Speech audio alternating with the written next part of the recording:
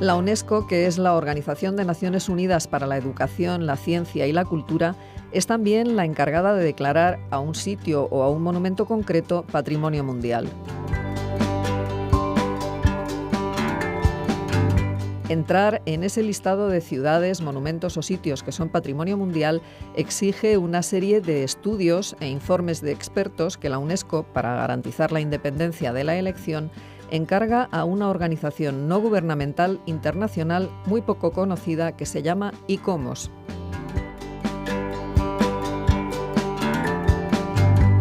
Pues para hablarnos de ICOMOS contamos con una persona que pertenece a esta organización y que además es la decana de la Facultad de Geografía e Historia de la UNED, donde es profesora de Historia Antigua. Se trata de María Pérez Sagorreta, muy conocida por su defensa del patrimonio cultural de nuestro país.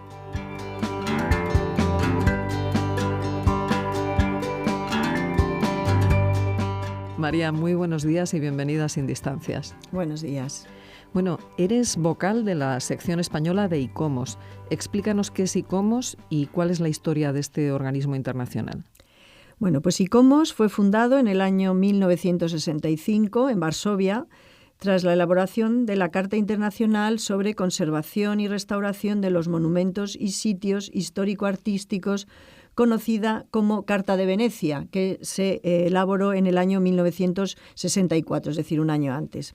Entonces, el Consejo Internacional de Monumentos y Sitios Histórico-Artísticos, que es lo que significa ICOMOS, es la única organización internacional no gubernamental que tiene como cometido promover la teoría, la metodología y la tecnología aplicada a la conservación, protección, realce y apreciación de los monumentos, los conjuntos y sitios histórico-artísticos.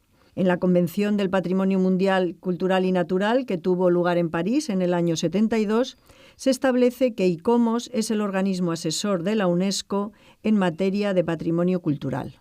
¿Quién puede ser miembro de ICOMOS? Pues ICOMOS cuenta con miembros individuales, a título individual, institucionales, asociados y benefactores. Todos ellos, en razón de sus actividades profesionales, deben ser competentes en materia de conservación de monumentos, conjuntos y sitios históricos. Pueden ser lingüistas, arquitectos, historiadores del arte, arqueólogos, geógrafos urbanistas, ingenieros, juristas, archiveros y bibliotecarios o profesionales de la administración pública, miembros de las Reales Academias, de cátedras y equipos docentes de las universidades, siempre que acrediten haber trabajado científicamente por la protección del patrimonio. Y de hecho su financiación procede de la cuota de sus miembros. No hay ningún otro tipo de financiación externa. O sea que es una organización no gubernamental en toda regla. En toda regla, efectivamente. ¿Cuáles son los objetivos de ICOMOS? Bueno, son varios los objetivos. Por un lado, actuar como foro internacional que ofrezca todo tipo de posibilidades para el diálogo y el intercambio a los profesionales de la conservación. También sirve para reunir, profundizar, difundir información sobre los principios, técnicas, legislación y políticas de conservación y salvaguarda de los monumentos. También colabora en el ámbito nacional e internacional a la creación de centros especializados de documentación. También fomenta la adopción y aplicación de las convenciones y recomendaciones internacionales relativas a la protección y conservación de estos monumentos, conjuntos o sitios históricos artísticos. Y también suele participar en la elaboración de programas de formación de especialistas en conservación y, sobre todo, pone su red de expertos al servicio de la comunidad internacional. María, ¿y cómo se organiza ICOMOS para conseguir alcanzar todos estos objetivos? Bueno, ICOMOS se organiza en comités nacionales, como por ejemplo el Comité Nacional Español al que pertenezco, y también en comités científicos internacionales formados por expertos de una determinada materia patrimonial de diversos países. Entonces, por ejemplo, no voy a poder citar todos, pero entre ellos podríamos destacar el Comité de Ciudades Históricas, Comité de Construcciones Abaluartadas, Comité de Itinerarios Culturales, Comité de Arquitectura de Tierra, Comité de Interpretación y Presentación, Comité de Arqueología, Comité de Arqueología Subacuática, Comité de Arquitectura Contemporánea o Comité de Patrimonio Edificado Compartido. Ya digo, hay más, pero estos pues serían quizá los más destacables. Los más importantes, sí. Tú, claro, perteneces al Comité Nacional Español, pero ¿perteneces también a alguno de estos comités internacionales? Sí, yo pertenezco al último que he citado, que es el de Patrimonio Edificado Compartido. ¿Y en qué consiste exactamente? Bueno, son reuniones normalmente anuales en distintos puntos del mundo. No siempre se puede asistir porque, bueno, a veces son temáticos, porque a lo mejor es patrimonio edificado pues de Extremo Oriente o de Asia o de América. Entonces, ahí depende si son zonas en las que tenemos, o especiales concomitancias o intereses, pues puedes ir o no, porque tener en cuenta que estas reuniones no están subvencionadas por nadie. Entonces, pues desplazarte, por ejemplo, a una reunión a Filipinas, pues te puede suponer una cantidad de dinero pues que tú no puedes aportar. Pero hay otras, por ejemplo, que se desarrollan en Europa o en América, pues en las que, bueno, por el momento he asistido a una que tuvo lugar hace 2 años en Cuba. Nos has comentado antes que ICOMOS es asesor de la UNESCO en cuestiones como qué monumentos se pueden incluir en la lista del Patrimonio Mundial. ¿Cuál es vuestro trabajo? ¿Cuál es vuestra tarea en este terreno? Cuando hay solicitudes por parte de los Estados signatarios de la Convención del Patrimonio Mundial para que se inscriban sus bienes en la lista de patrimonio, la UNESCO, a través de ICOMOS Internacional, cuya sede está en París, remite a los centros, digamos, nacionales los expedientes para que se estudien e informen. Entonces, en cada país se solicita a expertos, dependiendo del bien que se quiera declarar o que quiera entrar en esa lista de patrimonio mundial, cada ICOMOS nacional busca a los expertos que estudien el expediente e informen de manera anónima sobre ello.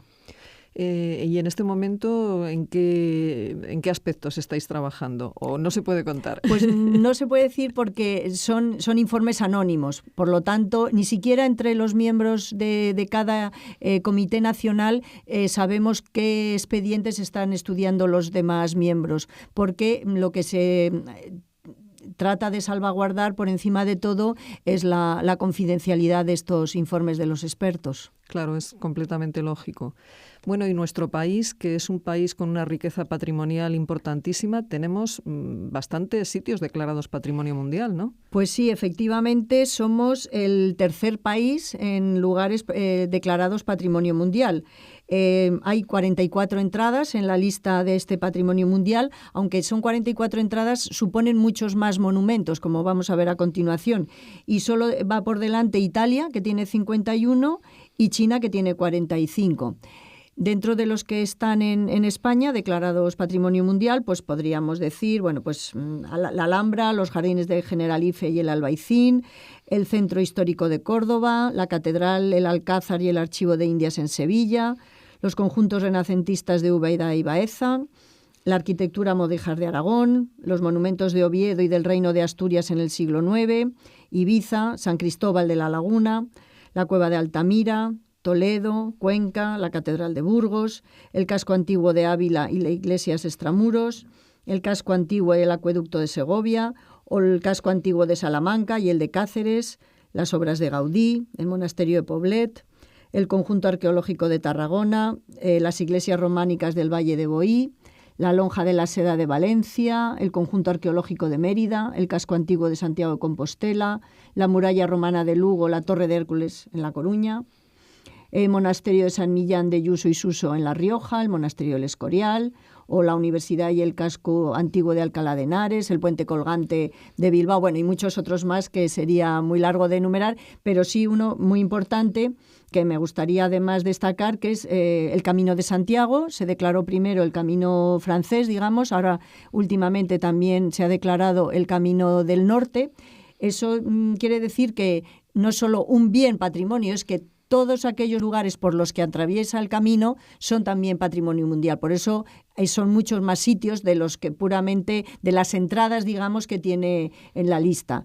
Y yo quisiera incluso, pues en este caso, que es el Camino de Santiago, hacer un poco un llamamiento tanto, bueno, a las autoridades, tanto pues eso, locales, provinciales o autonómicas, para que velasen por la conservación, porque se trabaja mucho, se hace mucho hincapié hasta que se logra que se declare en Patrimonio Mundial, pero luego ya se pretende a veces vivir un poco de las rentas y eso no puede ser. O sea, hay que mantenerlo y hay que vigilar mucho, porque ahora mismo pues hay un tramo de una autovía, no voy a decir exactamente dónde, pero que se llama además la Autovía del Camino y que el proyecto va a destruir parte del camino. Entonces, eso hay que cuidarlo. No basta con que sea declarado Patrimonio Mundial y ya luego echarse a dormir. Claro, hay que pelear por mantener el nivel, ¿no? Efectivamente, porque incluso se puede llegar a quitarle la denominación, la calificación, si el mantenimiento no es el adecuado para un bien que tiene esa declaración.